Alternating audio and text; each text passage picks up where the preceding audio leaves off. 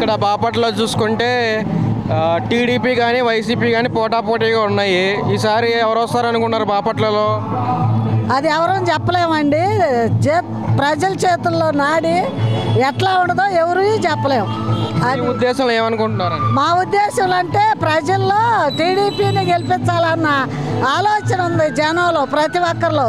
ఎందుకంటే జగన్మోహన్ రెడ్డి గారు చేసిన కార్యక్రమాలు కూడా పక్కన పెట్టేసి మరి జరిగే విషయాల్లో ఒక్కటే మద్యం మీద సంతకం పెడుతున్నాను నేను అని చెప్పి మద్యాన్ని విస్తరవిడిగా మరి జనాన్ని సామగొడతాం, అది తాగి చిన్న చిన్న కాపురాలు మరి రాక్షసంగా బలైపోతున్నాయి. కాబట్టి మరి దాని మీద ప్రతి మహిళ మనస్తాపం చెంది జగన్ గారు చేసే కార్యక్రమాల మీద మనసు తిప్పుకున్నారు. కాబట్టి ప్రతి ఒక్క ఎంప్లాయీస్లోనూ జగన్ గారి మీద అసంతృప్తి వచ్చింది. కాబట్టి టీడీపీ మళ్ళీ పాలనలోకి రావాలని కోరుకుంటున్నారు.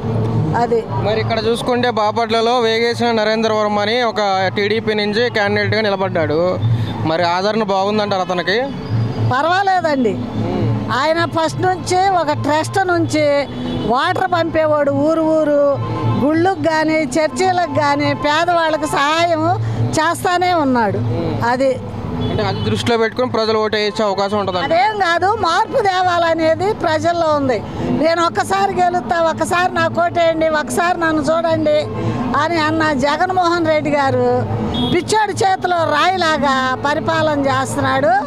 కాబట్టి ఒకసారి ప్రజల్లో మళ్ళీ వెనకటికే వెళ్దామన్న ఆశ పుట్టి వాళ్ళు దాన్ని కోరుకుంటున్నారు. అది